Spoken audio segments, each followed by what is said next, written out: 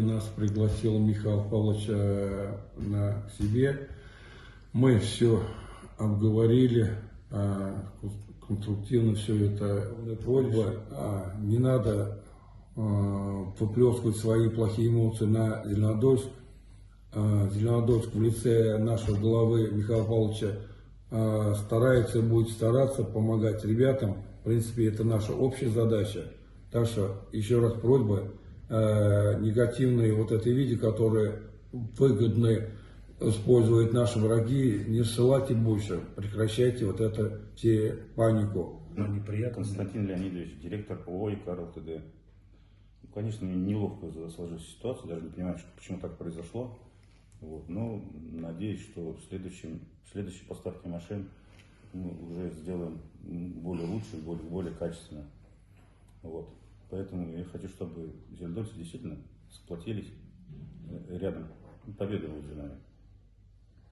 Мы сегодня собрались и обсудили ситуацию, которая получилась по отправленным УАЗикам вместе с боевым братством и Константином Леонидовичем.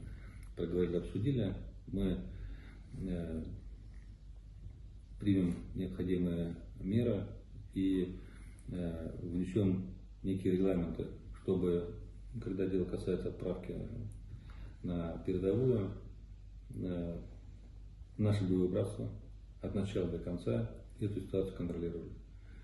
Само предприятие, отправка, актирование, сопровождение, приемка на месте и передача нашим бойцам, чтобы все было понятно и прозрачно, потому что и дорога есть, и всякое может быть, и техника тоже требует к себе внимания.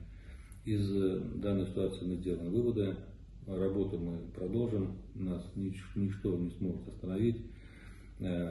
Мы, как Зеленодольск, много делали и делаем на обороноспособность нашей страны, и эту работу мы будем продолжать. Мы одна команда, один город, один район, одна республика и одна страна. Всем мира и добра.